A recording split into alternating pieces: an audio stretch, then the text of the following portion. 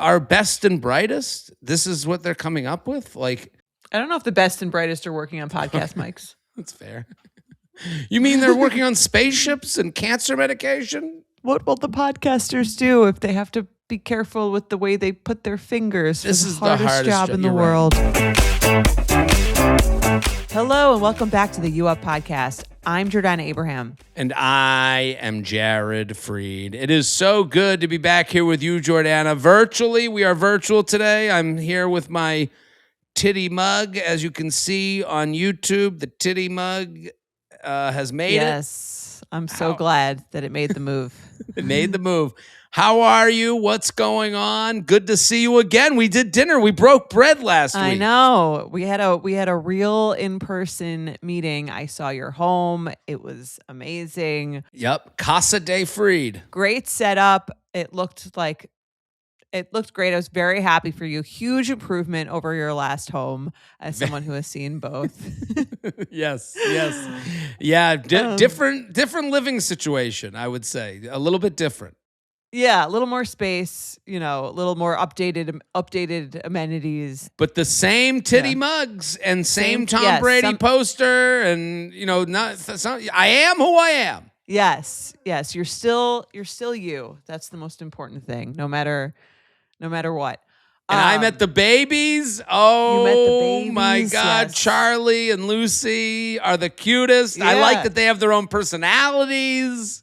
They do. Yeah, they're a lot of fun. I'm pretty tired. Our night nurse is gone. The night nurse is gone. Welcome to the show. Honeymoon's over. Honeymoon, that's right.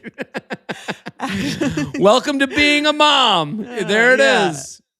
You're no longer the assistant.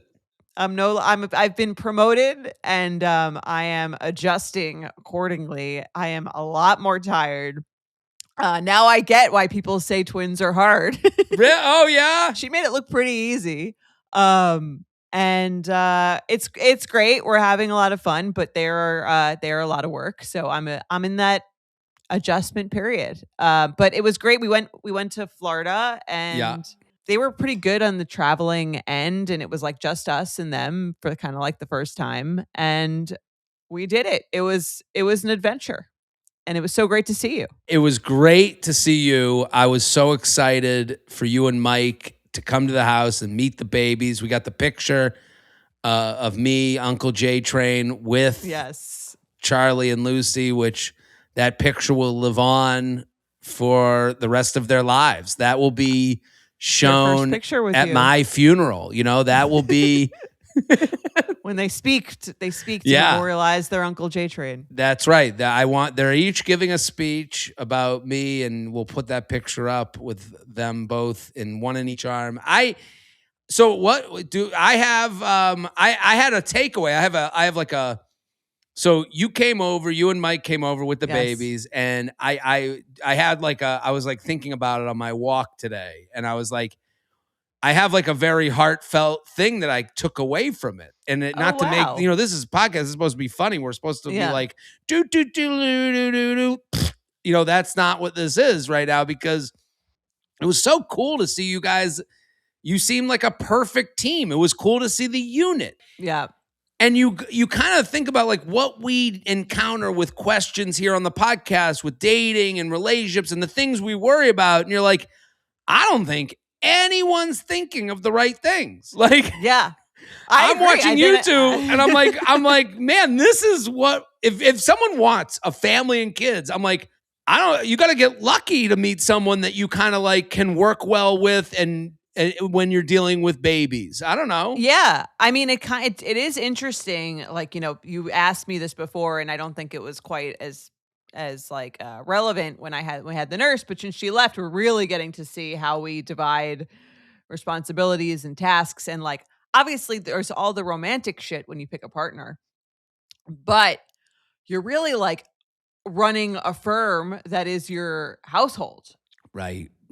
And it's a lot of like, especially at this age, I mean, I haven't done any other age, but I would imagine like there's so many logistics of like, and so much like, you do, especially with two, like you do this, I'll do, like you kind of like have to just be like working, like cooking up a recipe of like their day-to-day together. If you think of it like, you're a CEO, a founder, if you think of it like Betches, it's like you got the marketing department, you've got the creative department, you've got the person who works the front door, the HR. Same for you two. You've got the baby department, you've got the the sex department, you've got the Yes. in-law department, like all that stuff has to be tended to, and some days one thing gets more attention than the other, and Yeah. maybe some years, and it's just like to think, I just think of how I dated, and it was like, and how a lot of the men I think are dating more so than the women, and I'll speak for myself, myself and I. Are they hot? Do I want to fuck? And don't think, would she be a good mom? Well, yeah, good mom. I guess you're like, how, and then it's like, how's our dynamic? Am I having fun? Am I enjoying this person's company?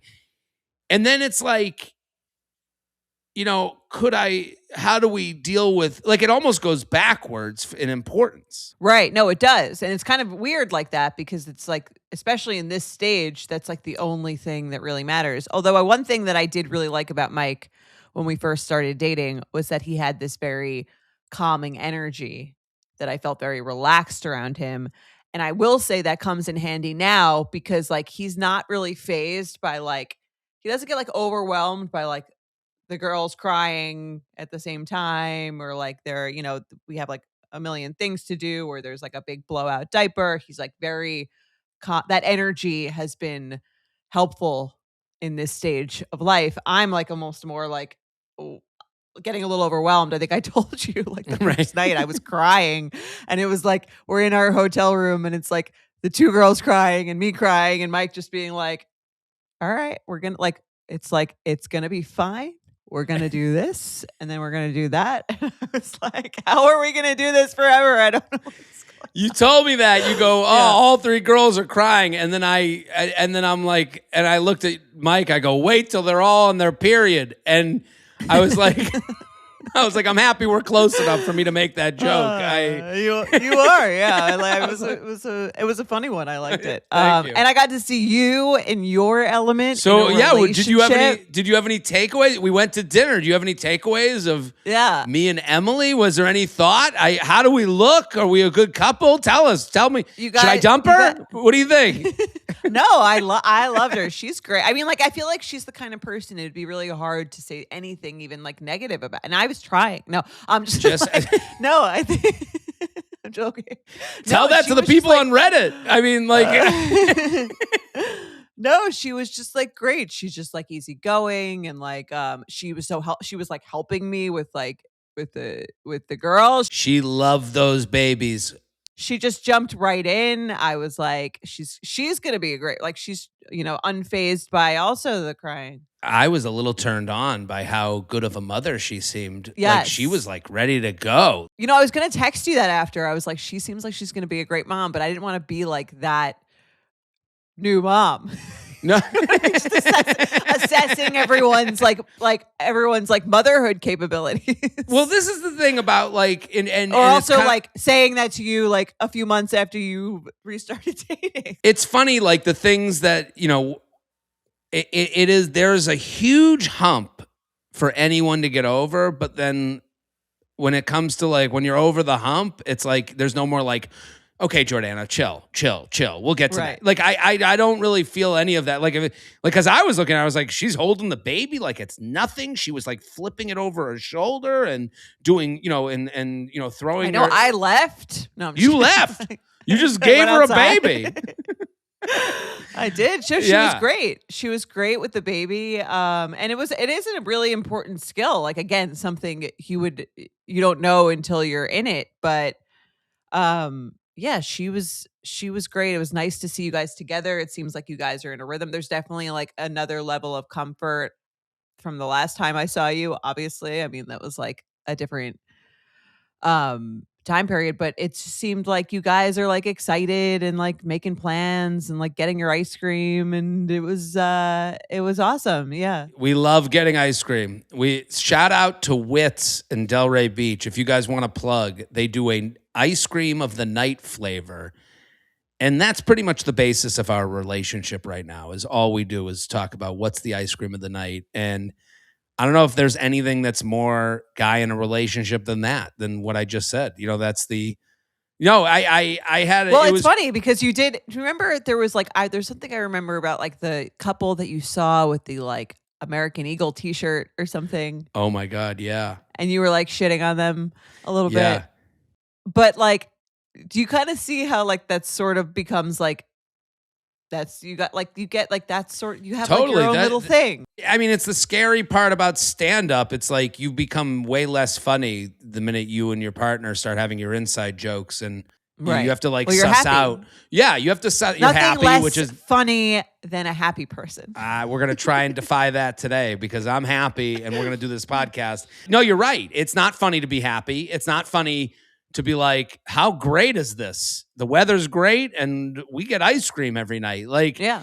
and my job is to try and find a way through that, So, Oh, totally. because you have to suss out what, like, it's like you ever hear a story about like a couple tell you a story about like what happened that was so funny, and you're like, oh my God, they think that this is like out of the house stories. You're like, keep that in your fucking home. Like, But you have those, I'm sure. but now I have those, and I'm like, I gotta Yes. remember, I gotta like keep the good ones that between us, so it's but that's fun. I'm having fun. It's cool that you saw that. I mean, we talked on benefits. She's moving down here, and I'm like, couldn't be more excited. I'm so excited. Yeah. I think she's great. You guys seem like you make a great pair. Her mom brought us a gift. That was Yes. great. Yes. Yes. I have to say, on the subject of kids, I actually thought you seemed a lot more like comfy around kids than I would have pictured you as like a man who's not around kids being. You seemed like fit right into the Uncle J Train slot. When we had the modern mystic on, and she said, you will be at your full potential with the right person, I truly believe that. Like, I really do think that like that is where I'm not I'm not Fonzarelli. I'm not a cool guy that goes out and picks up chicks at the bar. I was never that guy. And Yeah, I mean, I try to be that guy. You have to try and be that guy if you're single. And as you get older, the friends wear away, and you have to be kind of this lone guy. I do think the phone plays into that to make you feel less lonely. But this feels way more comfortable to me, like in a relationship, and the next phase of life feels way more up my alley, like I can't definitely. wait to like fuck with my family. Like I like, and then even the Yes. other day, like we made a I mean, promo. you've always been a family guy. Oh, I mean, I'm with that. Yeah. I'm with my parents. I love Yeah. the uncomfortable interactions of family. Like I really do. Like I mean, and I have the book tour coming up. So I'm doing a book tour for Walking Red Flag. If you order the book, for a friend, I will make a video for you. I've been making tons of videos and wait a minute, this comes out Wednesday. Happy first Mother's Day. Oh, thank you. I was just listening to Oversharing, and you were talking about how you already laid down what you want on Mother's Day. And I was like, Yes. Great job, Jordana. That's a great job out of you. Thank you. I mean, I'm all about setting. I don't have the mental energy at this point to not set myself up for success. You did a great job. Right. Tell people what your plan is if they don't listen to Oversharing. My plan, well, I said to Mike 2-3 weeks ago, Mother's Day is May 10th. I'm looking forward to the plan that you're making. I want to I know reservations are tough to get. Tough day. I would like a reservation. You should probably get on that sooner than later. If you want to invite your parents, I'm okay with that. Great work on that. Yes. That you made it easy on him. Yeah, well, I figured. And I like his parents are like so they want to help. They're like the most helpful people in the world. I want to, His parents are getting great reviews. If they're listening right now, Mike's parents are killing it. That was a lot of the talk is how good they've been. They are. I mean, don't do any more. They don't have to do more. They're doing the right amount right now. This isn't encouraging them to do more. I'm just saying Everything I heard, they're doing a great job. They're doing a great job. They're coming over Saturday. They're like, do you guys want to go to dinner? We'll come over. We'll watch them. They drove us to the airport. They picked us up from the airport. I love it. They're great. I'm happy to have lunch with them on Mother's Day. Anyway, so yeah, I set the groundwork because like it is something I've worked, for a lot of people, Mother's Day is just a day. But for me, I worked pretty hard to get to this point. Yeah, you're on the big day for you. More than any other, no one's mothered harder than you. You're right. For sure. And I'm trying to set the tone for like, this is my expectation for like how this day will go. It's like, and so yeah, I set it up for that. I think and I'm very much a fan of like setting your, like, not testing people, especially at this point in a relationship. It's not like a fun thing. No, I heard you on oversharing. I was like, that is what a gift she's given Mike. She laid down her expectation, no more, no less. And of course a card. And a card. You got to get the card. Well, he knows that already. I listen, after seeing Emily with your baby, I set up a Mother's Day brunch for her, so I mean, she was, you should, she was great. Yeah. Are you hanging out with your mom on Mother's Day? Well, I'm going to be in LA. I have to do, this will already have passed, but it's the Netflix is a Joke Festival. And I'm a part of it. I'm doing a show. And let me just say to the listeners, the viewers on YouTube, the millions around the world, thank you. Thank you for coming out to the shows. Right now, it's hard for people to sell tickets. Like, there's a thing called the blue dot disease. Have you heard of this?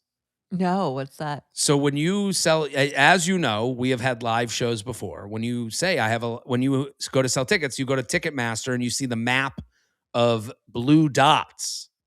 You see the tickets that are available. If you go to Ticketmaster, you can see the tickets available. There's a map of the room and you can click on a blue dot and choose your seat.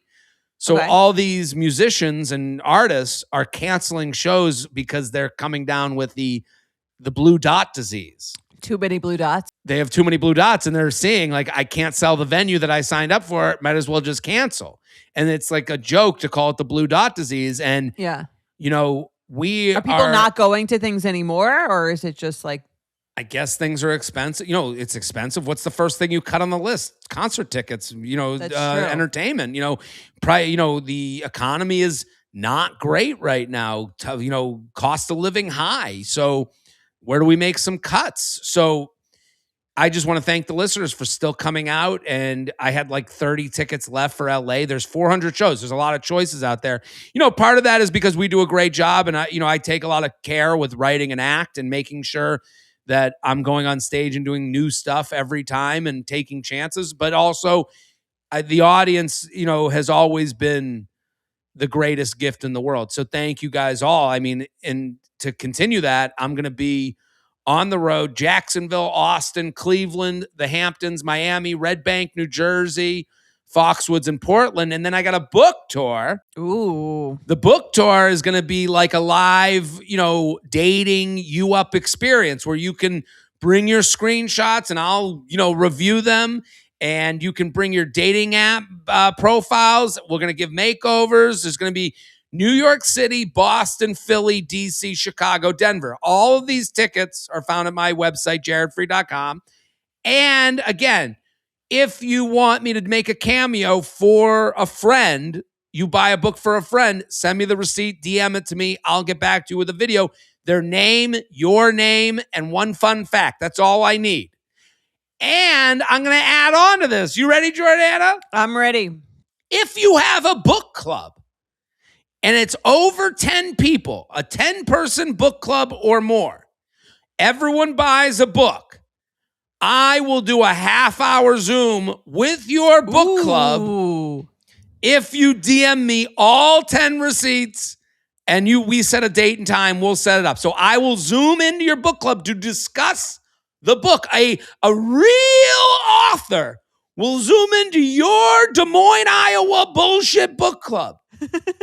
And I think I'm adding you. I got enough work to do. If you have a 20-person book club, okay, You might do a in-person bachelor crash, right? Or you just you know when they used to do that for the bachelor. I thought you were going to join the Zoom. Zoom. Yeah, I know. No. Me. Oh. If you have 100-person book club, I'll join the Zoom. Okay, 100% book club. Jordana comes. 20. I got to go to Des Moines and like show up at their house. It's a surprise. Yes, it'll be a surprise. Okay, well, how about this? Let me up it because I'm not flying do you remember to Iowa. Do you remember yes, the Bachelor? I know exactly what you're talking about. Yes. It was like Sean Lowe and Chris Harrison. I will do this. It has to be a 30-person book club, and you have to buy it from a local bookstore. Oh, wow. Supporting local business. I love it. Local business. So that's right. This is me, Robin Hood Freed over here. Take from the rich, give to the poor. If you have a 30-person book club and you buy it from a local bookstore, I will show up at the book club and hang out. We'll find it. I love it. How about that? Amazing. And so maybe I would love for that to be a surprise, just like The Bachelor. I remember they would show up at the viewing parties, and they were like, "Hey!" That was so funny. Yeah, it was like the college sorority being like screaming, and then they'd make Sean Lowe take his shirt off or something. Well, I will take my shirt off as well, so you'll get the whole thing. What are we talking about today, Jordana? That was great. Perfect. I just made a promise I have to deliver on. Thank you for adding it's on. hard to get a 30-person book club is a big book club. If you're listening and you have one already, you're like, Listen, oh my God. You got to do it. You got to do it. But if you don't have one, that's the hard part. Finding 29 friends, like, who the fuck are you? You know, Matt Damon? Like, that's crazy. People like love their book clubs. I've that's like it's a real thing. Emily's in a book club. She was like, do you mind if I present it to our book club? I was like, do you mind? You know, like that's a little bit like are you worried about them all sitting around and reviewing the book? A little bit. Who would date this guy? Right. This loser? Book clubs and mahjong. It's a millennial woman thing. Have you heard anything about mahjong? Of course. I'm a millennial Jew. Every woman I follow every woman I've ever dated that I still follow on Instagram is in a mahjong group. It's showing mahjong, yeah. Well, you mentioned something on oversharing. You guys had an email about, this woman was like having a kid and she had this whole phase where she like connected with someone over this group. Oh yeah. With about a miscarriage, and then like she had the baby and she was like, bye. Right. And she's like, I'm done. That's a very female thing, this idea of like, I am in this phase of life. I am in mahjong phase. I don't go to clubs anymore. Too old for clubs. You'll never hear a guy say that. And it's kind of like, it's an interesting part to relate it to dating. This idea that like, I am this woman now and I was that woman then. Men do not think that way. I'm still sitting here like I'm like, yeah, I'll be a better guy when I'm in a relationship and when I have a kid and when I have a family. But I'm not going to ever be like invited to a nightclub, to the disco. to the discotheque. Well, I'll sound old, but I'll never think like I could never. And you hear that a lot from the women, I am in mahjong land. Right. Well, we like a definition, as you know, from our emails. We like to be defined. We don't like things hazy.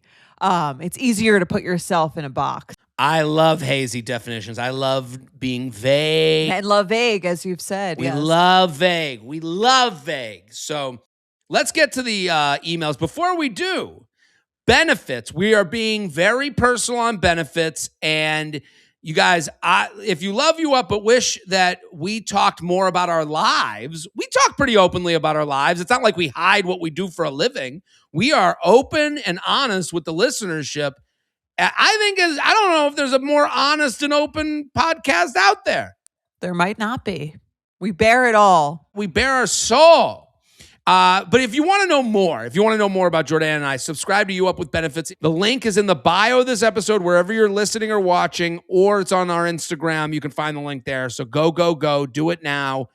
Get involved. I mean, we see the benefits numbers every month, and they they're pretty consistent, which is quite a compliment. So people seem to enjoy it. It is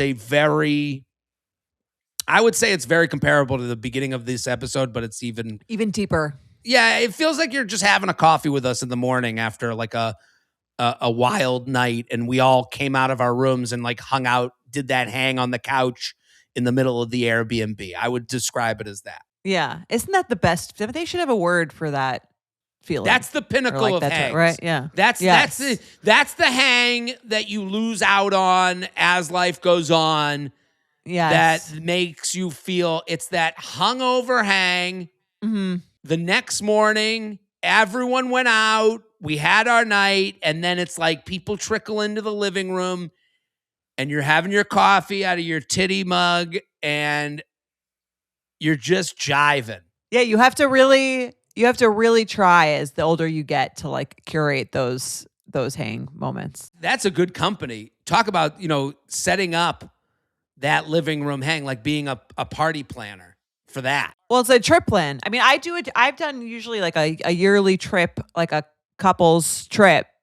We go somewhere fun. Yeah. No one brings their kids. And then you stay together. And then you have like all those mornings, which are wonderful. Totally wonderful. All right, let's do the emails. You ready? Yes, let's do it. I will read our first one. Hi, J&J, a loyal listener, subscriber to Benefits and Oversharing. Feather to the entire UP team. You make my work weeks bearable and my weekends way more enlightened. Love it. Wow.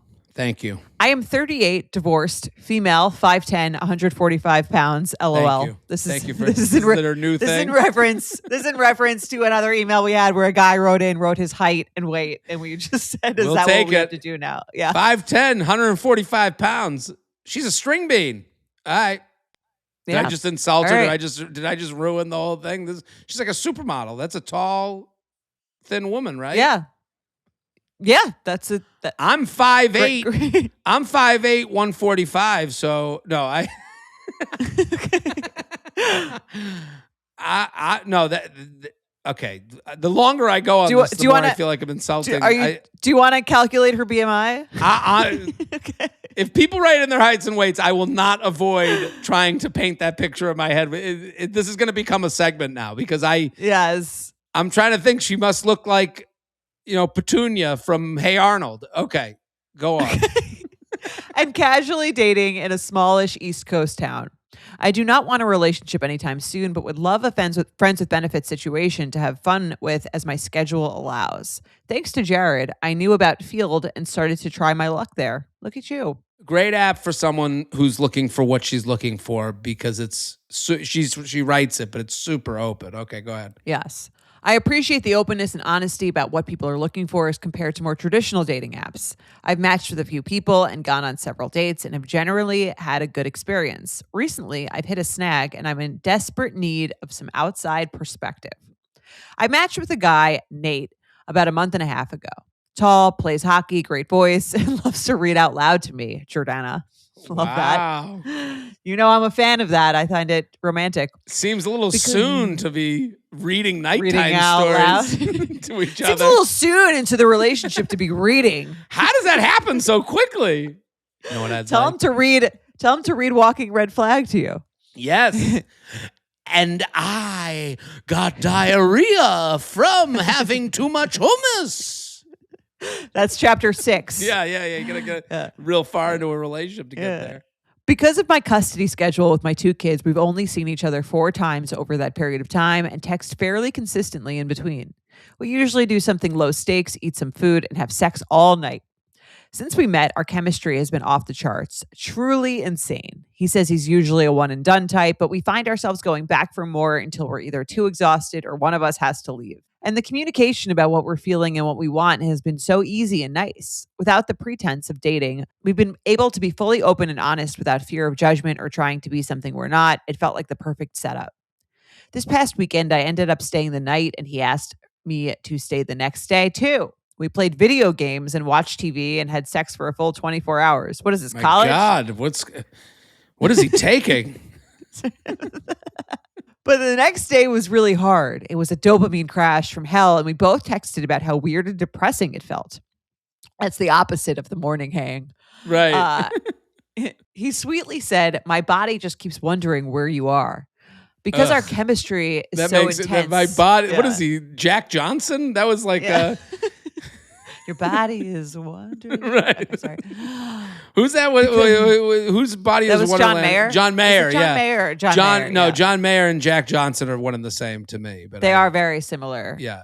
John Mayer is like the Playboy version of Jack Johnson. Yes, he's like more Jack Johnson seems like he's actually kind of just like a laid back hippie type. Yeah. And John Mayer seems like he's trying to like play into that role so that he can sleep with more women. Right.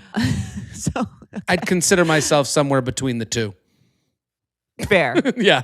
Sure. Like most men. That's the spectrum of straight men. It's John Mayer to Jack Johnson. Johnson, yeah. Yeah. Because our chemistry is so intense, I'm left spiraling about what to do. I think it would be easy for one or both of us to mistake all the oxytocin for love, and I don't want to hurt him by being reckless. My therapist says I'm falling into people pleasing by trying to fix a problem before it occurs, and my friends are sort of like, he's a guy. A guy would use you for sex. Why care? But I do care.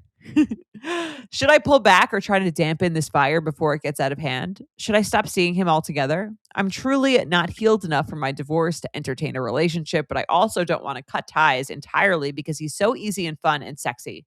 Is this what men feel like? I'm really struggling here. Help, J&J, a too hot to handle bitch.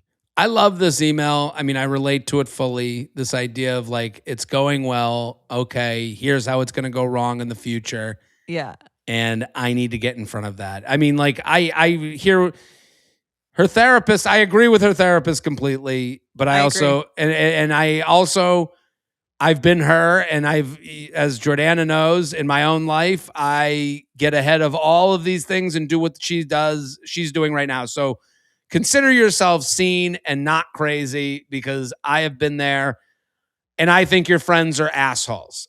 These are all my thoughts. For the friends to say he's a guy who would use you for sex, why care? Why care is fucked up. Yeah. Fuck off. Like, I think your friends, that's minimizing. You should stop going to them for advice. Like, yeah, the idea that, you're not important to him, like that he's just, because he said a nice thing, it must be a lie. Like, what an insult to men. Just a man says a nice thing, so you think that he's just a liar because he's trying to fuck you, is like, right. And well, an insult to you. I think what they might mean by that, okay, which said wrongly, is that like it seems like this is different for men and women. Like men are much more likely, and again, maybe they're not articulating that, but what I'm sort of reading from that, or what I might tell a friend who had a similar situation, is like, I think it's easier for a lot of men to be casual in this way. And so I think it's different if you were doing that with a woman versus this woman who's said she's been upfront. They've kind of like said explicitly what they're looking for. And I just think it's easier for not all men, but for most men to like have this kind of arrangement. So the way you're putting it, which I would agree with, now that I've talked shit about her friends, I will now come back to your end. So what you're saying is that generally men won't be as devastated if she keeps going with this. So even if they are having feelings for you, the stakes are different. So they don't. So keep going. Who cares? Is that what the friends are saying? Well, I wouldn't say like who cares, but like I think that part's like a little, again, callous. But I think it's more like like a man is less likely to have going to be devastated by someone who's in it for strictly sex and video games. Sure. That sounds like the stereotypical trope of what a man is looking for in a quote unquote relationship. And she's taking his words to be what, and again, this email is all about expectations. Like, because he said your body is a wonderland, or my body just keeps wondering how your body's temperature is, whatever he said, whatever poem he wrote, she's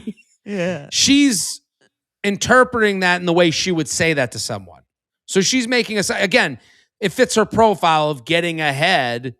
So she's like, well, and anytime someone says oxytocin in a dating scenario, I'm like, you have thought about this too much. You've gone too far. Right. Because it's a word you learned about the last decade that you learned from the internet. You didn't know what oxytocin was until Millionaire Matchmaker said it once, and then it got repeated. It's kind of like when I hear that, I'm like, you are far gone. Like Overthinking it. You're saying. overthinking it. It's like when someone says everyone's disposable, and that's the problem with online dating. I'm like, oh, this person doesn't have their own opinion anymore. They're just repeating a hot take that did well for someone else. And if someone said that like on a podcast, I would stop listening to them. I would go, this person is fraudulent. Because the whole disposable thing, we know everyone's disposable with dating apps and with all apps. Right. So is your friend who took you to the airport because you're like, I can get an Uber a lot easier. So like, it's bullshit. It's a bullshit take that we've already done. So the oxytocin thing, that's like you ringing a bell that's like, I'm fucked because now you've gone so far. So let's take it back. Your therapist, we're sitting here, two people hearing that going, yeah, you're getting ahead because you're worried about upsetting someone. What she wrote is actually what I would say to him. I'm truly not healed from my divorce yet to entertain a relationship. You said my body keeps wondering where you are. That made me feel like you are falling for me in a way that I can't keep up with. I don't want to cut ties because you're fun. This is easy. And you're hot. How do you feel? Yeah. Right. Like, and again, I'm simplifying it for as someone who's had trouble with this conversation. Yeah.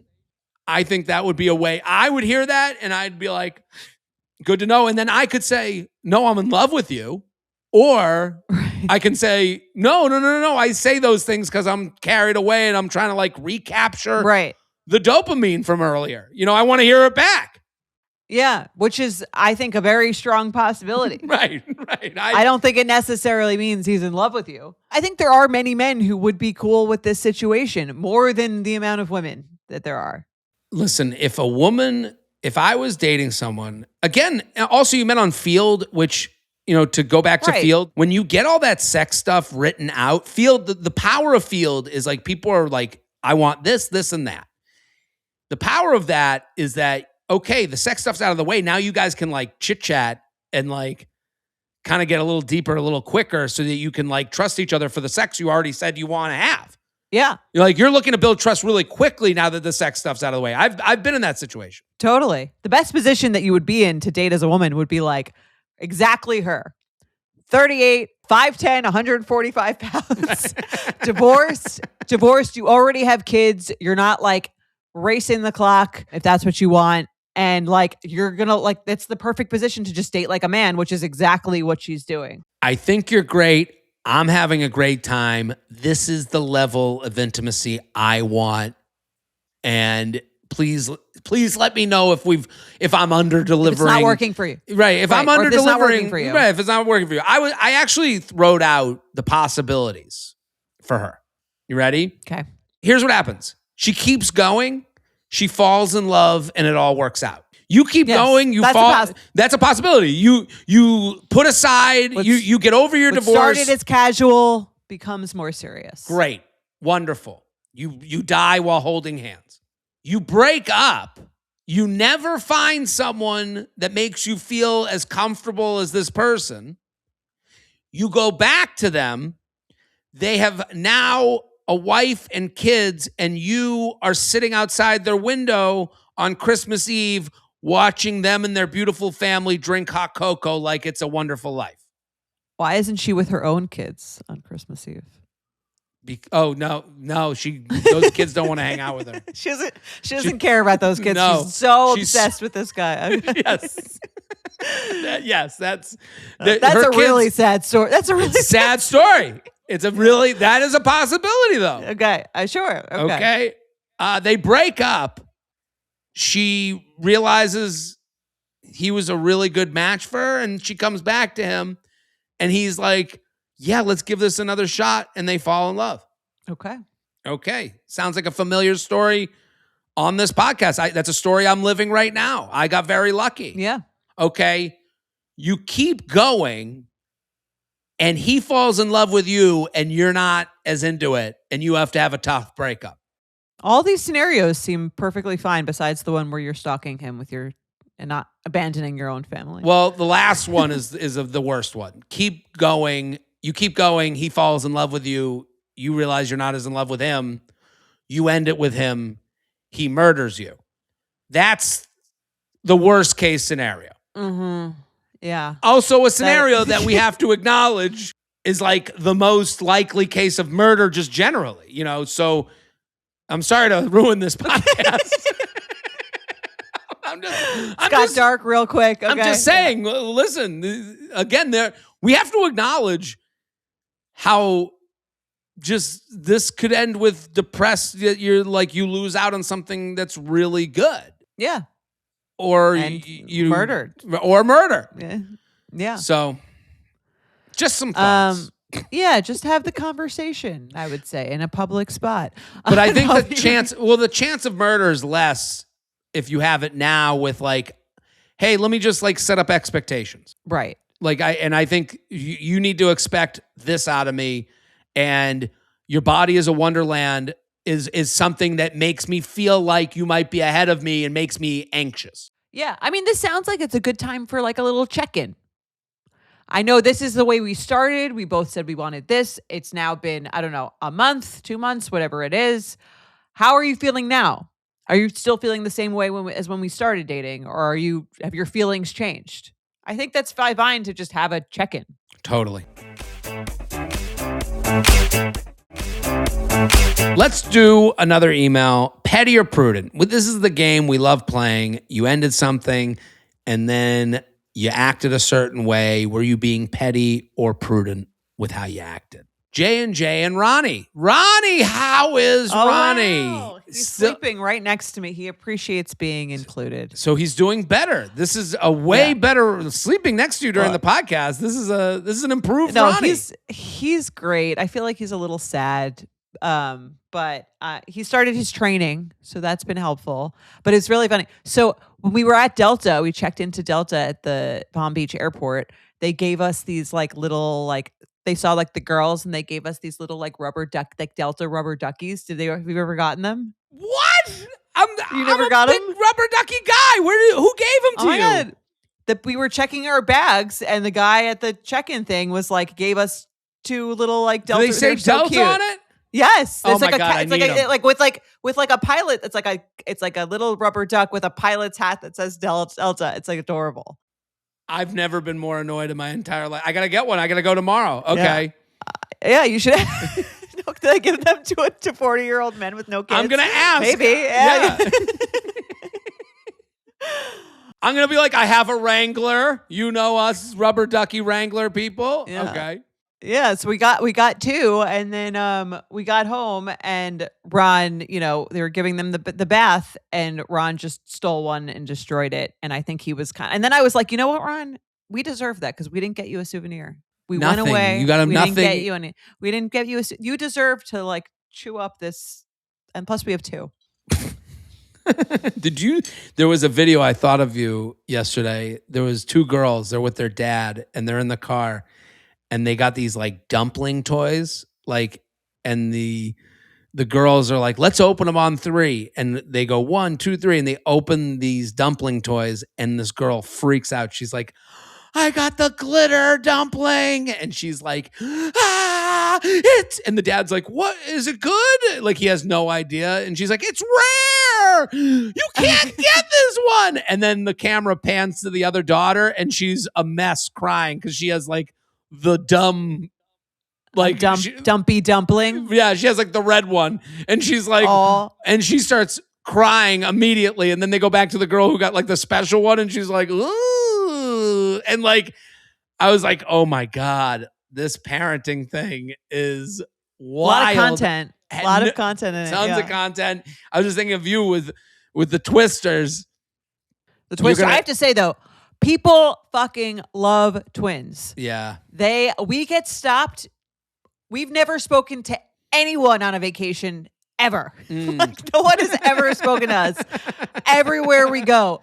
Oh my God. And I mean, we've talked about this on a different episode, but like, I have to have now like a whole fake story about, like you have a fake story about your job for when you don't want to talk. Like I have to have a whole fake story from them because the questions. I'm in consulting. I work at McKinsey. Yeah, we'd never taken them out in public really before. And I'm learning like people have so many questions that I need to have answers for so I don't have to explain my whole fertility journey to them. You've got to really work out a ladder statement. You got to get people out. Yeah. I mean, here's the questions I wasn't prepared for. Go. First question. How many minutes apart were they born? Was not prepared to get that. Have you figured out what the right number would be?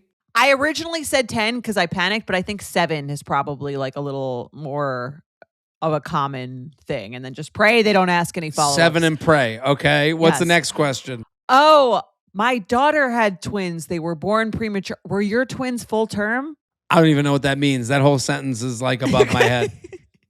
Basically, like, did you deliver early? Because a lot of twins are born early or whatever. Or like, did you carry them the whole way? I would make a joke about that and realize how I'd be like, yeah, they came out in a month. It was like putting it in the oven and they just came out and they'd be like, a month? Are you okay? like it would turn into this serious thing. Yeah. Well, then you'd have to answer more questions. So I'm just trying to come up with a story that is the most basic, average story so that no one asks me any more follow-up questions about this lie that I've now dug deeper and deeper into, and then hope no one stumbles upon my like Instagram to see that I've made up this whole fucking story to them. Right. And you are a public figure. This is this is tough. You can't do it. You should do it like our emailers. Like, these are the twins, 7 minutes, 180 pounds, 5'11", like do it that way where you have the stats ready. How old are they? I have to say, I do an average of their 2 ages. That's horrible. I just feel like it's anxiety producing to be lying constantly. Right. And then you tell one person the truth, and then the next person that you saw, like you'd already seen them before and told them the lie. Right. Like that's why you have to be consistent. You have to remember. You have to have a good memory if you're going to be a liar too. Right. No one working harder than a liar. Oh well. Seriously. Any other tips for the mothers out there? Tips? Or any other warnings to the questions that you're going to get? If you have twins? I don't know. You just get a lot of comments. Oh my God, there's 2 of them. Good. Then everyone's like, "Good luck." You're finding out what it's like. Right. You're finding out what it's like to be someone living with like an appearance that they can't hide. Right. Like there was a guy at my show a couple weeks ago, and he was extremely tall. And he took a picture with me after the show, and the person taking the picture was like, "Whoa, tall guy, gonna have to get tall." Yeah. And the guy was just like, enough. Like you could tell. Yeah. And I felt for him because he was right. It's like your whole life. Everything. Yeah. They've heard that one before. It's like someone with a name that you could make fun of. Like, oh, I've heard that last name joke about my last name before. Totally. And you honestly, on a human level, you can't help yourself. Like if I see someone tall, I want to go, "You're tall." Like I just want to tell them. Like No, I get it. I get it. Twins. Tell me more. Right. I mean, Coors Light had a whole campaign based on this. And twins. Remember that? The double mint gum. Double mint gum. That was a great commercial. I will say though, there's perks though. Okay. And as we're leading me to my other story is that people really want to help you. People like are trying to help facilitate you having an easier time, which doesn't really happen normally in my life. So even like Delta, they upgraded us on the way back to Comfort Plus. Ahead of a diamond medallion holder? Well, I don't know that. I'm gonna have to call someone. Okay. So I got upgraded against my will. We both got upgraded, and they put us in 2 separate middle seats. No. Yes, in Delta Comfort. Worst case scenario. That is like hard. Yeah, we had our 2 aisle seats because you can't have 2 infinite laps in the same row. So we had our 2 aisle seats, and I was like all set up. I picked one with like no one else in the row. They put us in the middle of in the middle seat in Delta Comfort, and I go up to them and I'm like, I'm gonna bring these kids so that they like see Right. You that have to like what I'm see working and with don't here. right, and don't let Mike come, single mother. They're gonna feel even worse. Yeah. One in the stroller and one in my hands, Yeah. just bouncing them as I'm saying it. And I'm like, listen, like, appreciate the upgrade, but like, I don't really think anyone wants my husband and I separately in two middle seats holding these babies, like in the middle of two other people, two babies in the same row. Like, I don't think anyone really wants this. Like, we don't want this. No one next to us is going to want this. She's like, oh, of course. Like, let me find two empty rows for you and I'll like re-put you in them. And so we each got our own row. Oh my God. And the Delta rubber to ducks. the rescue. And the rubber ducks. Yes. Well, Sorry. I do have, digress. but this is an issue Delta has. Nobody wants aisle regular to comfort middle unless they elect for it. Right. No one would ever want that unless you were sitting next to two people you knew. Right. Recently, because flights were very full, I've elected to go to the back row. That's where we were. Yeah, it's a great row. Empty, it's right. Well, empty. Well, not back. The last one, but the like towards the back, close to the bathroom. Yeah. I would be comfortable sometimes. I'd rather be in the bathroom than in the middle. Yeah, comfort sometimes. I mean, can you imagine a middle comfort with a baby on your lap no, the whole flight? No one wants that. No, I don't want anything to do with that. Okay, ready? Petty or prudent? Sorry. Dear JJ and Ronnie, long time. Me, 32 female, my friend, 31 male. For context, we are old friends. We live in different cities and see each other once a year. He went through a breakup recently. I only met his ex, 33 female, once when they were together. But I knew her as an acquaintance from years ago before we ran in similar circles back in the day. After they broke up, she sent me some DMs attached that felt a bit awkward, but I didn't know how to reply. Then a few days ago, she posted an AI-generated text image for people to set her up on dates. I haven't told my friend, as the breakup already sounds like it was a bit tumultuous. So petty or prudent? You try to give your ex's friend a vague warning about not settling for a man, even though I'm in a long-term hetero relationship. And then you post this photo on your IG main page. Additionally, should I tell my friend about this or spare him the stress? Thanks, a girl who settled for a man. So let's go to the posts. We'll start with the DM. That's what came first. I'll be the crazy, you be her. Okay, ready? Okay. Oh, I broke up with blank, but I would love to stay connected with you as friends. Sorry to hear. And yes, of course, let's keep in touch. Hope you are okay. Breakups are hard. That's exactly the message I would send. It's a perfect message. Non-committal. Keep this crazy happy. I'll be fine soon. The feminine rage inside me is strong. And then she hearts it. Exactly what I would do also. I'm with the listener. Yeah, just a little end of conversation. Exactly how I would do this. Yes. And then she follows up. Even nice day. This is a different day. Doesn't get what she wanted out of this conversation. Even nice men are still men. Don't settle. LOL. Doesn't sound like she's laughing too loud. Yeah. And then she posted this post, and here's the AI post she posted, which is actually, let me reveal my opinion on the icky or picky or whatever we're doing here. This is batshit insane. So it says, blank's dating policy. I am only accepting dates from men with a verified, non-related female reference. If you have a man for me, please refer within. And then read the caption. I'm not dating someone's bitch ass son again. Bitch ass. Isn't everyone someone's bitch ass son? I guess so. Women and NBs, no reference required. I'm living in blank, but I'm willing to live anywhere but here. And fucking blank. Which is the city where her friend lives. Okay. So, sounds like someone that Yikes. we'd all love to set up. I think this might be the most petty email we've gotten. This is, I think, decidedly petty. It would be hard to say this isn't petty. I will say I understand. I think that's pretty obvious. I think the more interesting thing is like how she handles this with her friend, which I think is pretty relatable. Right. When you're friends with someone and you're kind of friendly with both people, and like then the ex reaches out to you, like how do you handle that with the person? I will say, I've kind of felt this with like people that you've dated before. Where they send a message. So they send a message to you. Yes. Right. They send a message to you to be like, we're done, just so you know, as if we don't do a dating podcast with each other twice a week. Yeah. Or like say something, negative about the experience. What could they ever say? And then I'm kind of like, all right, like I would respond exactly like they responded, like a neutral, like breakups are hard, kind of like hope you're doing okay kind of situation. But then you're kind of like, how do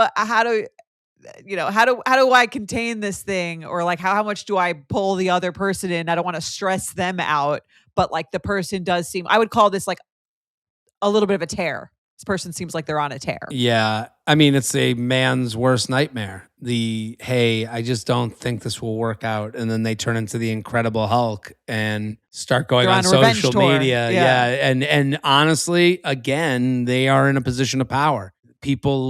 Anyone dumped is immediately the victim, and they're punching up. The person ending it is considered the power position, which is not always the case. Like if you assume that, whether it is a power position, but it's also like the idea that anyone breaks up with someone because they were hoping to break up with them. Like, listen, I'm not saying they can't fuck someone over. Yeah.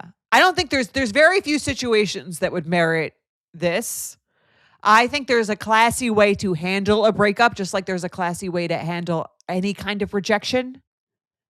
Do you know what I mean? Like imagine you got rejected from like someone rejected your special to start doing this kind of thing. Again, who would buy the next special? Right, just like we said, exactly. Like who wants to fix up this person? No one on earth wants anything to do with this woman who's posted like this in a relationship sense.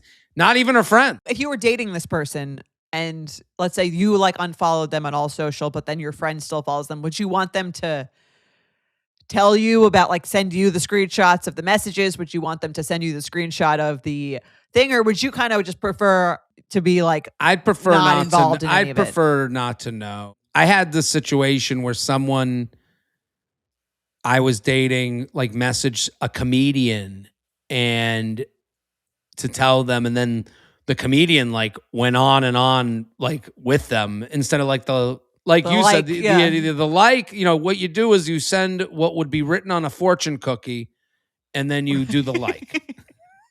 That's the move. Or Better you say luck nothing next at time. all. Yeah. Listen, Confucius says people, will find love again, and then send the heart. I had this person, they were like going back and forth. And then the person that I ended things with was like, see, everyone agrees. And like sent me the screenshots of that person kind of taking the ex's side. Right. That comedian never again won't speak to them. I'm sure. Game over for them and me. Do I want that in my head? I don't really think I needed that information. I wish I didn't have that feeling against that comedian. Well, it's more like forget if it's the comedian. Let's say it was like me. If you came to me and I would say, let's say you were sending, I was sending like this was our message thread. Someone who you broke up with. This was our message thread. And you don't follow them anymore, but I follow them and I see this Instagram post where they're looking for all sorts of people. Like, would you want me to tell you? As a friend of mine, and I think you would do this, you would softly come to me. I think you'd be like, and I think that's the thing is like your friend who ended things didn't, I just don't believe that most people end things and are like dancing down the hallway and then hoping for the worst for the person they just ended things with. As a dumper myself, you're like as a seasoned dumper. As a seasoned dumper, when I end it, I feel bad. I feel bad for them. I hope that they see why and how and feel that this was a positive thing with them. Or they can come to that at some point. But like, so like as a friend, I would want you to be like, Jared, tell me how much you want to know. I got a message from so-and-so. Do you want to see or not see? It's not that bad, but they're having a moment. And if it's something like, I think that level of care I would expect from you. Okay. Not just like screenshot here. Like, right. And look at this mess you made. You're going to have to fix it. Right. Laughing at it is not my reaction. Right. I'm more horrified.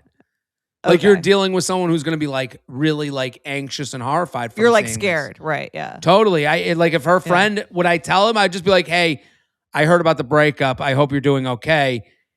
And then if they start talking, I would go, well, they actually messaged. I just need you to know, like they're kind of acting out. I don't know if you know that. Right. And that can go that way. I don't think you need. All right, let's do another email. But yeah, petty. Yeah, as petty as it gets. Let's do another email. You ready, Jordana? I'm ready. I'll read it. Okay. Hi, J&J. Huge fan of everything you do. I love that. Everything. I'm a long-time listener, first-time writer. I'll get straight to the point. I'm in a relationship with my boyfriend for over 2 years now. I'm in the process of moving into his home with him and his 15-year-old daughter from his previous marriage, who also stays with us 2 to 3 days a week. She's turning 16 in June, and we're co-hosting her Sweet 16 party with his ex-wife in July. My question is about photos. The topic of taking photos prior to the celebration came up. I expressed that while I don't feel entitled or very strongly in regards to my being in any of the photos, if that's not the preference, I do feel an intentional and separate photo of my boyfriend, his ex-wife, and their daughter feels inappropriate and above all hurtful. This feels weird, like playing house or something. They're not a family anymore. Okay. Don't even get me started on the whole dismissive, it's for the kids sentiment. His ex-wife is also living with her boyfriend. I feel as though the photo should either include all of us or simply be taken separately, as in my boyfriend and his daughter in one photo and his ex-wife and their daughter in another. I don't imagine his ex-wife would necessarily push something like this, but I can imagine a scenario in which his daughter might ask for one without realizing the impact. She's pretty laid back and wouldn't make a big deal if I told her no, but I do think the ex-wife would then take the opportunity to cause a scene.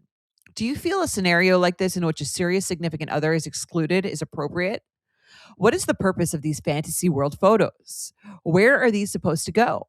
For further context and for whatever it's worth, I found the venue in which we are having the party and have ordered most, if not all, of the decorations at this point. My boyfriend is very conflict avoidant and didn't seem to have an opinion on the matter one way or another. And probably...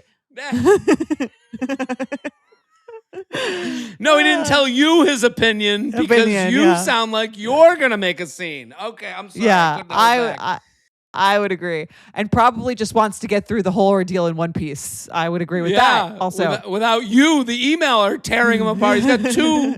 He's dealing with two wildcats. Yeah, okay. Yeah. Thanks so much for everything you do and sound advice. Not yet excluded, Betch. Woman who will make a scene writes in about other woman who will make a scene. I mean, like, I don't want her to make a scene. Right. I'm sorry to make fun of her. I'm happy she emailed in. Hopefully we can be the dose of reality she needs. I'm going to assume you and I agree on this. She sounds unhinged. She is the problem. There is an easy way to do it. Step monster. You sound like a step monster. I mean, you grew up in a step mom, stepdad reality. I have no relation to this. I don't even have kids. I will say there's an easy way to go and there's a difficult way to go. And she is choosing the difficult, murderous way. She is choosing violence, it seems as though. I totally agree. As someone who grew up in a family of divorce and multiple remarriages and things like that, if I had a stepmom or a step-parent or a stepdad or whatever it was who was like, you can't take a picture with your mom and dad, I would hate that person for like the rest of my life. And I would really hope that my parent broke up with them.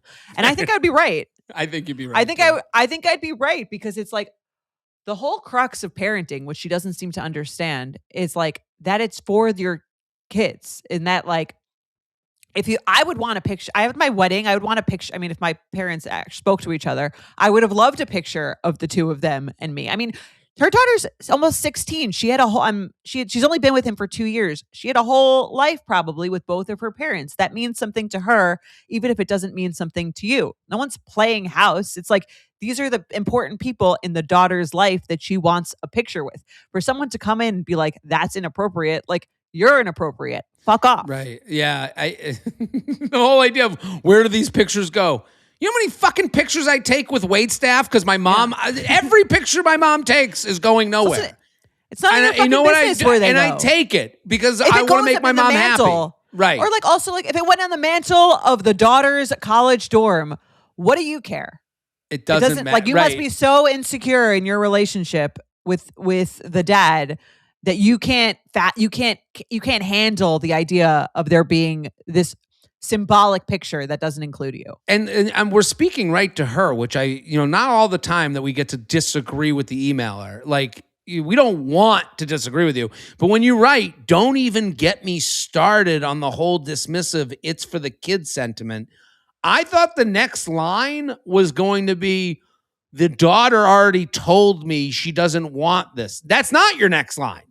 That is not in any way your next line. You're just saying, don't start an argument with me. And so you're already cutting people off at the most reasonable argument, which is the kids might want this picture, which is totally reasonable. And I can even read this. I'm going, here's what you do. You get the pictures done. And I can get this done easy. Like maybe because I have no investment in this, that it's easy for me.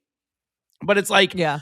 I would say if you set up the venue, hey, I want to get and if it's uncomfortable for you, I would be like, to my husband who doesn't say shit, who's afraid of me, I would tell him, hey, the pictures make me uncomfortable.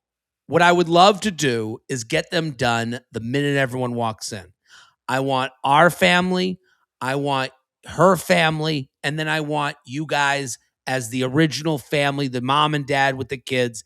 Let's get all three. Let's get them all done. And then I want a big group picture. Because that's you saying, look how cool I am. I want the whole group here. And you would say, well, where does that picture get hung up? The fucked up family Hall of Fame. Who gives a fuck? Yes. Like, who cares? Just do the picture to make everyone's life easy.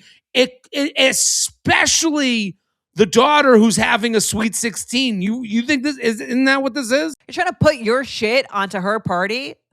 Like this affects me deeply as a child going through this, that I'm just like, the idea that like one of my parents' new spouses or girlfriends, they're not even married. They've been together 2 years. They don't even live together yet.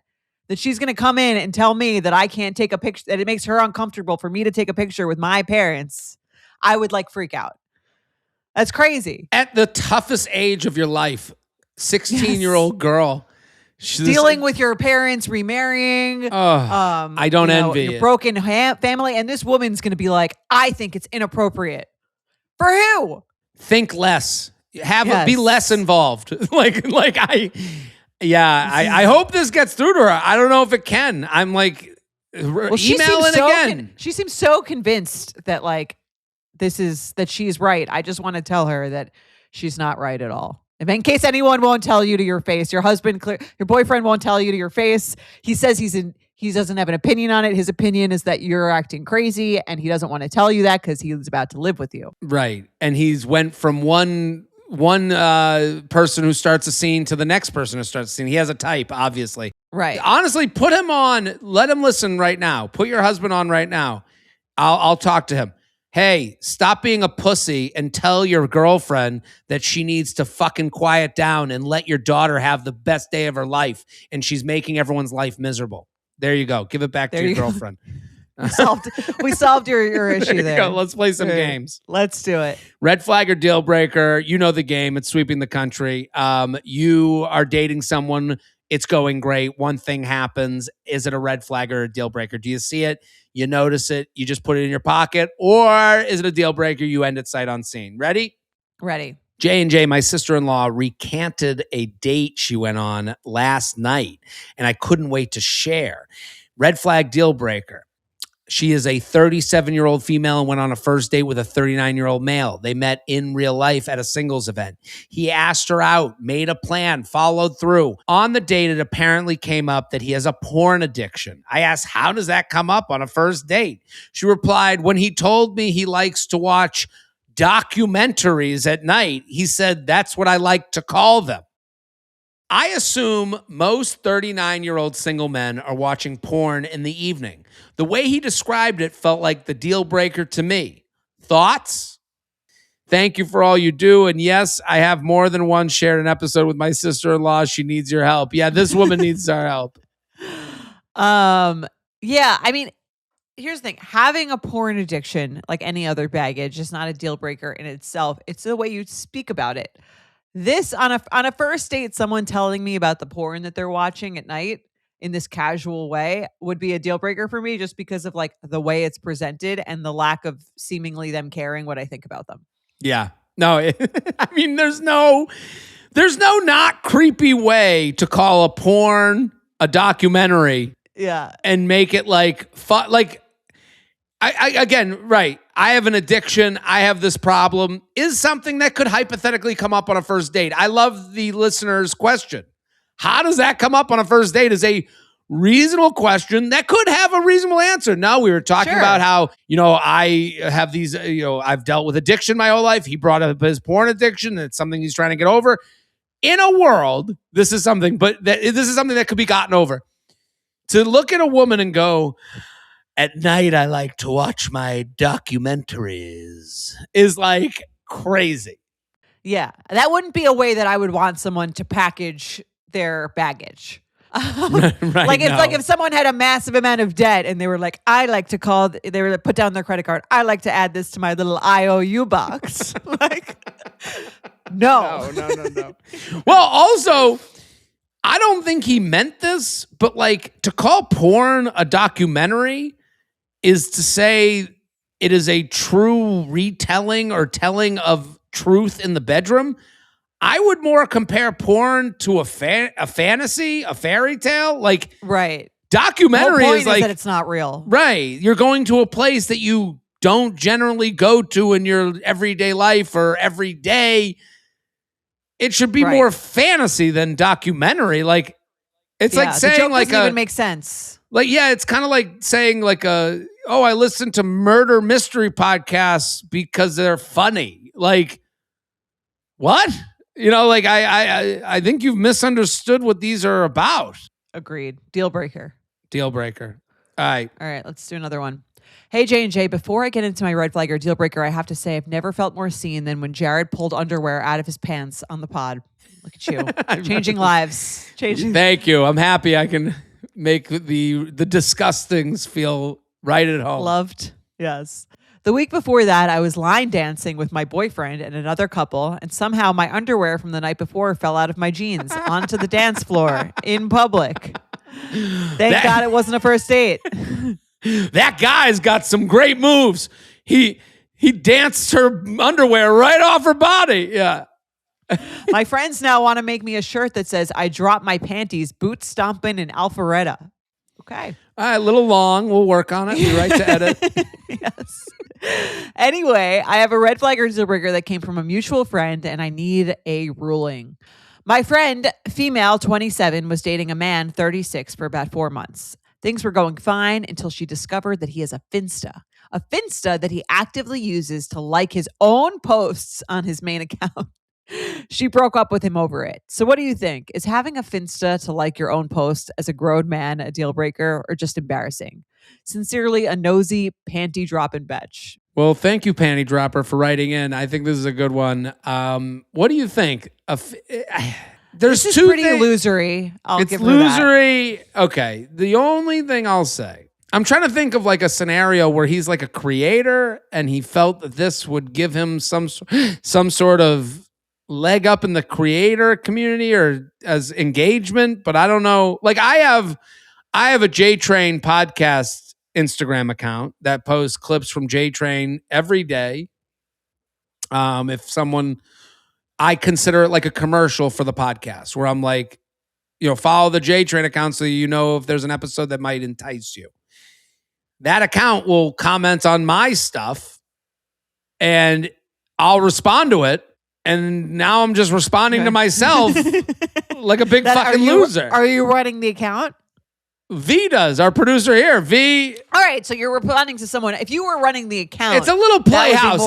But it's a little. I will admit and acknowledge the loser in it because in my mind I'm like, if I can and I don't, and I find out that it works, how big an idiot am I for not doing it? I think that's a lot of like the social media like thought process where you do these stupid things that you've kind of heard make sense. And then you start doing them. It's how people, again, it's the algorithm is God. This is how deities get their start. Yeah. I mean, like all those people who like comment boots and I'll send you the boots. Right. Hacking the system. Yeah. And it's like, and then you're commenting boots on your own profile that you already told people, and it's only because you heard from someone else that a couple comments are what makes it go off. And it's all fucking stupid. Like, it's the same reason, religion started. This is how it started. If you pray to the sun god every morning. Finsta? I think, so I don't know if this fits. I agree it's a loser activity. I feel like she would say if he was a content creator. I think so too. So it's even worse. Yeah, it's worse if there's no reason besides your own ego. If you're going to make money off of something, I feel like that automatically adds like an understandable motivation. Yeah. No, I agree. If it's more just about your ego, that like the more people see your videos, the more people go to your content. It's like, this is like what you do for a living. So I think there's a little bit more room for loseriness. Right. I got to have a kid one day. Listen, you said what a great dad I'm going to be. I got to make this happen. So, well, let me ask you another question, because there's people who do this. For your book that's coming out, would you like ever ask people to write positive reviews? Would you write a positive review on your own book? Well, we kind of do that here. Like, I ask people. I mean, I enjoy reading reviews of the podcast that are thoughtful. Right. If you like the show, comment and review. But then there's people that don't like it, and they also review. So I'm only annoyed at a review that doesn't get into specifics. But would you ask for? Let's say you were like, your book comes out, and you're like there, and the publisher tells you it'd be better if you had more reviews. Would you like text your mom and be like, Mom, could you write a positive review? I've had people ask me to do this on like. I've had people ask me to do that too. Yeah, and it's kind of part of the thing now. Like I understand when I'm asked. I don't know if I'd like to think I'm above it, but I can't say that I am. Right. And if I was dating a woman who was like asking people to review her book, I would understand it as like, hey, I really want this to work out. But it would also depend on how good I thought the book was. Like, if I thought that they should write a book or not. Like, that's a big part of it. Like, do I respect the work? Yes. Right. Like, that's a concern of mine. Like, do I look like a delusional fucking loser? Because this is a form of delusion. To like your own post is like, who cares? Like, well, that's why it's like a little pathetic. Do you remember when like Facebook first started and people would like their own posts? They'd be like, they would do like a status update and then it was like liked by Jordana. Jordana thinks that. Of course I like it. It's my. Right. And yeah. Or you'd like your own Instagram post from your thing to get that. That was when likes were like really currency. Right. How many likes you got. This got how many likes? This got this many likes. Well, I will say I used to run the Betches account like 5 or 6 years ago. And I would sometimes like my own posts from the account because now that I'm thinking about it, because it might get Betches likes it. It might come up. That was when you used to have also like a feed, which showed you who everyone's liking. Right. So you used to get more likes from something else liking it. Even where we are right now, what we're talking about right now, I'm like, oh, fuck, just end the world. Like we are living in. I hate it. I really, I like, it's a thing. It's the toothpaste out of the tube. Like there's a moment in time that I loved social media. and you It had a heyday, and I you think. can't stop it there. Yeah. And here's the problem. There's Gen Z people who are like thinking of a different heyday. They're saying the same thing, but they're saying about a time that we fucking hated. In So it's my like day. right. And so we're all fucked. Like I don't know. There's a piece of me that's like, you know, with the book and with the special coming out, I deal in these worlds, and you deal in these worlds too, where I'm like, I just hope one of those is successful enough to get me to not to get off the internet. Yeah. So yeah, I just want to get out of the hustle of that to have it like work on its own. But then if you take your foot off the pedal, does it ever work on its own? Right. I mean, that's the benefit of a job like a lawyer or something. Like I have a friend who's a judge. A judge. Yeah, she's a judge. And she like can't have social media. Like it's like the opposite experience of me where like she's like not allowed to have social media. 'Cause Right. She's a judge and there's just like it just Is it makes like in things a weird. small town? Is there a sheriff? No, it's in like Brooklyn. She's like she's a just like- judge. yes. I think I've met her before. I've heard of this person. I don't think I met her relatively recently. I met her through our friend Logan Ury. But you've told me about her. She's like a successful judge. Yes. And so she can have social media. So I'm kind of like jealous of that. But then, you know, there's times when you get super validated from it where you're like, I'm so happy that like I can get all these people telling me Right. But how wonderful she doesn't things even are, know but that. then- She gets validation from like a hug. You know, like that's What's that like? that must suck. Yeah. No, I'm with you. Listen, the baby and his wife, they're famously not on social media. Yeah. I mean, it's great. There's also some things I would miss, I'm sure. Well, the baby is a huge. So I went and saw Devil Wears Prada. Have you seen the second one yet? No. Did you see it with Emily? No, I went by myself when I was in Vegas. Oh, okay. No, that's cool. That's cool too. That's normal. It's really good. That sounds like the exact movie your girlfriend would drag you to see. I went Like in like a stereotypical way. I know, noon on a Friday in Vegas. That's where I was.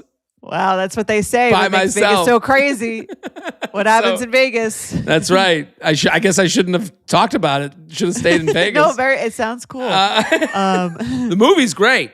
It's Was really, it? yeah, no, it's fun. Okay. It's like, I don't know why I brought this up just to embarrass myself. Social media? Oh, and the baby had no idea that Adrian Grenier, who was in the first one, is like a now hated internet figure. Oh yeah. From the He was first like one. Fall from grace as people became more woke. His character in that movie, people fucking hate. And the baby sent me a text. I was like, I just went and said Devil Wears Prada 2. And he like went on like a 10-minute tear about Adrian Grenier's character in that movie. I was like, dude, this is old news. Like that character is hated. I never thought he was that bad. You need to do a rewatch. The people in her life in the first one, I went and watched the first one. I watched the second one. Great movie. Well, she turns into like kind of a monster. Rightfully so. It's a big opportunity.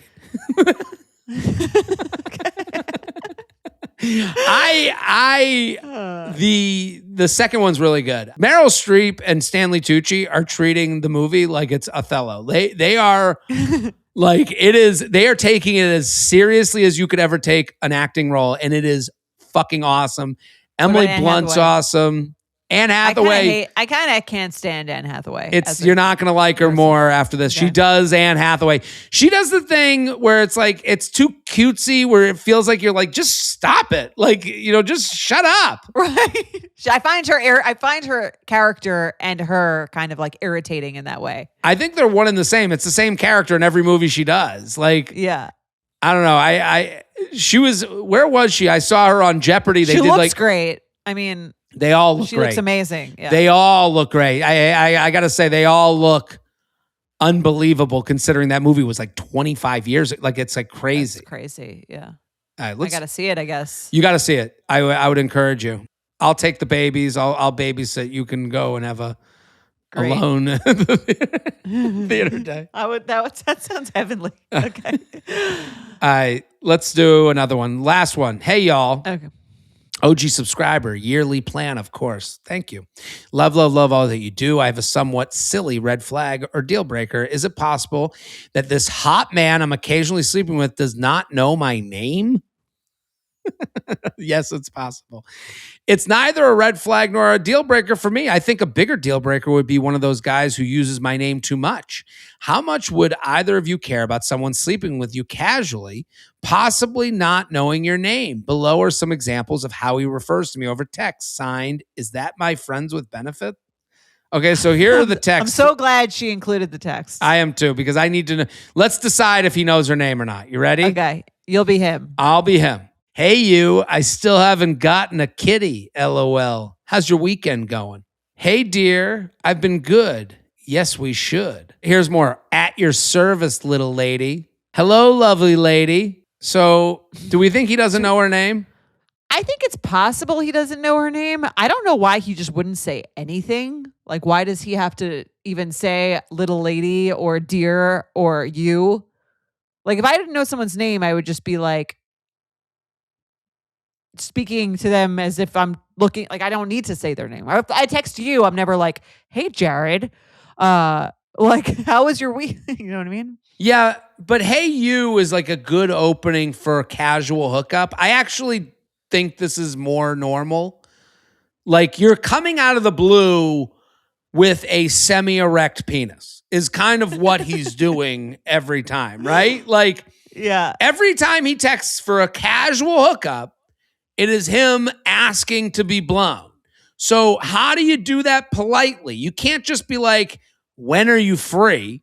Because that's a little presumptuous. Yeah, you have to be classy. I kind of understand it. So when you're like, hey, lovely lady, it's like, and you're kind of like softening the reception for you're wiggling your in boner. There. Yeah, like you can't just come in with your cock and balls out. And I think if he was like, what time can I come over? It's a little piggish. When he says, hey, you, it's a form of respect. It's flirty. Yeah. He's doing some foreplay. Yes. He's not, yes. So I don't think this tells us whether he knows her name or not. I do think it tells us that he is taking caution and care with her feelings. And for that reason, it's a green flag. Oh, wow. Okay. I like that explanation. That makes sense to me. I'll go with you. Yeah. None of this rings, what's her name? You know, like, oh, what's her face? That chick who blows me? It's not that to me. Right. If he actually doesn't know her name, that would be a deal breaker for me if I was sleeping with someone. If he actually doesn't, I don't think this is enough evidence to know that. But if in some way it became clear that he actually did not know my name, I don't think I could continue sleeping with someone. I think that's a pretty baseline level of intimacy that I would need. Jordana, for that reason, on my way to go hook up with someone, I would always repeat their name to myself. In case you forgot? Yes, I would always, without a doubt.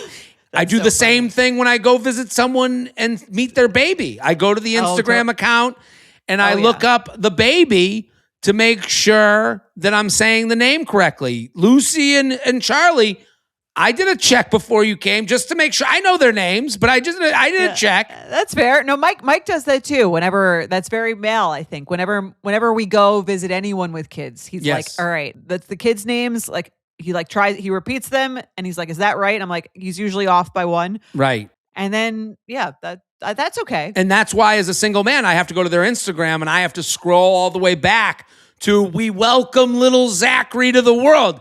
I have to get to that picture. And I go for spelling too. Absolutely. Always for spelling. So I would do that with girls I've hooked up with, where on the Uber ride there at 1 a.m, let's go to their Instagram, make sure I got the name. And then I would say it out loud. I would go, Lauren, just like when I off. Right. Yeah, when I turn the oven off, I do the same thing with a woman's name that I'm about to go down on. Okay, I think that is the literal lowest bar you could have, and I am good for it. Cover the low bar, because then we can get to you can't get to the next bar unless you cover the low bar. If I was if you were hooking up with someone and I didn't know your name, wouldn't you find that kind of offensive? I would not be that offended. I'd laugh. That to me, if they were like miss not knowing my name, I'm not a name guy. They like I don't take there. So I remember doing open mics when I first was doing open mics. You'd sign up on a list and then you'd go on stage and do 5 minutes. You'd pay $5 to go on stage. That's the whole open mic thing, especially in New York City. There's no audience. It's only comics watching you. So they used to go through the list. The host, which is the worst job in the world, being a host at an open mic is basically hell on earth. So the host would go up there and they'd take the list and they'd have to read everyone's name with their writing. So they'd go, Gerard Fried, and then I would go on stage. Right. And honestly, this happens throughout your comedy career. But I did an event for the JCC here in Fort Lauderdale last week. The woman who opened for me brought me on stage. She goes, Jared Reed, she called me. Yeah, but she's not sleeping with you. Well, she's getting paid. I booked her. You think that's more intimate? Yes. I'm paying her money. I'm the reason she got booked in the show. She got my name totally. No, she called me Jared Fried. That was what she goes, Jared Fried. And it's an audience of people where a lot of them got tickets because I was part of the event. It was a charity fundraiser. Yeah. And I went on stage, and I've always thought this. There's two types of people. There's people who go on stage and they go, well, they got my name wrong. And people used to do that at open mics. People at open mics would waste their 5 minutes being like, well, it's actually Jared Fried. Who gives a fuck? Be funny.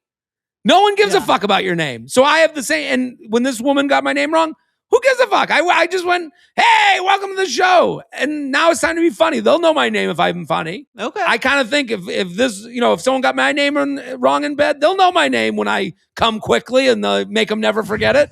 And they tell it to all their friends. Yes. Yeah, maybe it's different for women. I need to. I can understand that it's different. Yeah. I can understand that. That's fair that it's different. So we solved dating again. We did it. We'll be back on Friday with some special guests. That's right. Boom.